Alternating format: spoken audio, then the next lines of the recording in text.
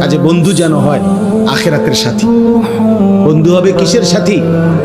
বন্ধু হবে আখিরাতের সাথী, বন্ধু হবে জান্নাতের সাথী, বন্ধু হবে নেক কাজের সাথী। ঠিক আছে ইনশাআল্লাহ? নেক কাজের।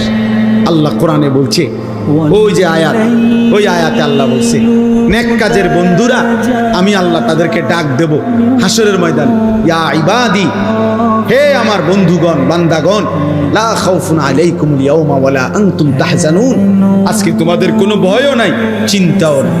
এরপরে আল্লাহ বলবে উদখুলুল জান্নাতা আনতুম ওয়া আজওয়াজুকুম তুহবারুন।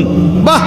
আল্লাহ বলবে তোমরা যারা নেক কাজের বন্ধু ছিলা, তোমরা বন্ধুরা একে অপরকে হাত ধরাধরি করে গলাগলি করে আমার জান্নাতে ঢোকো।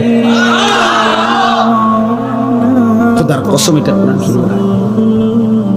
হ্যাঁ, এমনকি এই আয়াতের তাফসিরে আছে যে স্বামী স্ত্রী তারাও মূলত বন্ধু।